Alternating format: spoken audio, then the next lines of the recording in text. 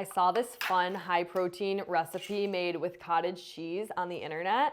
So we are gonna try it out. I'm just adding 1 single serve cup of cottage cheese to my food processor. You could also use a blender if you don't have a food processor. Now I'm just taking this frozen berry mix. This has strawberries, cherries, blueberries, and pomegranate, but you could do just strawberries or blueberries or whatever you have on hand. I am always making a mess, you guys. Okay. So I would say just add about like a half cup of your berries or however much you want, but that's about what I did. So I would say add about a half cup of your berries. You could use frozen or regular. So now I'm gonna just blend this up until smooth. See how this works out. Okay, so I think everything should be blended up. I'm gonna grab a spoon here. Let's check out the consistency of this. Oh my gosh, it's almost kind of like ice cream. Wait, this looks so good. So I'm just gonna remove the blade from my food processor so it's a little bit easier to work with. And I'm gonna take my empty cottage cheese cup. You could also do this with a full-size cottage cheese, but I'm making a single serve today. And we're just gonna transfer this back into our cottage cheese cup. I'm not sure if it will all fit because we did add the berries, but we're just gonna do as much as we can. Pretty much all of it fit. Okay, now we're just gonna smooth out the top here. This looks so good. And for our next step, I broke apart some pieces of a dark chocolate bar, and I'm just gonna go ahead and stick this in the microwave for 30 seconds, stir it, and then another 30 seconds, and just keep repeating that until it has fully melted. All right, so we are gonna put our chocolate into the microwave for 30 seconds, and then we'll come back. All right, it's been 30 seconds.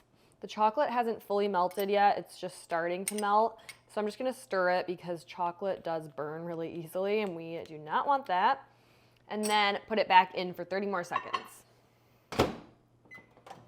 Okay, so I did 3 rounds, and our chocolate is perfectly melted. Trying to give you guys a good angle. So we're gonna go back over to our cottage cheese berry cup.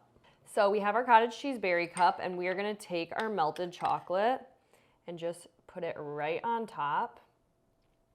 And then just gently spread it around because we're making a chocolate shell. Okay, that looks good. So I'm gonna stick this in the freezer so that chocolate hardens, and then we'll come back and do a taste test. Okay, so I just put our cottage cheese berry cup with our chocolate shell in the freezer for just a few minutes, maybe like 3 minutes. And you can see the chocolate shell has hardened. So we are gonna break into the chocolate shell. I feel like this is the best part. All right. Look at how good that looks. With our berry cottage cheese mixture, the melted chocolate.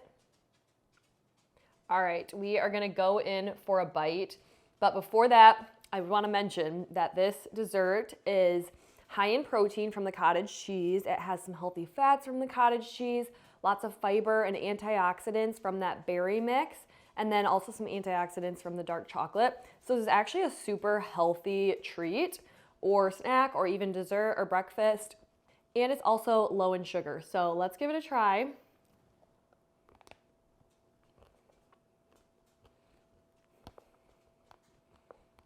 You guys, that is so good. I was a little bit worried that the berry base wasn't gonna be sweet enough because I was considering adding honey or maple syrup or something like that.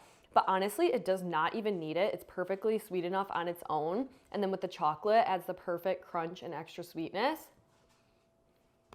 This is delicious and such an easy high protein dessert hack. Let me know in the comments if you'll try it out.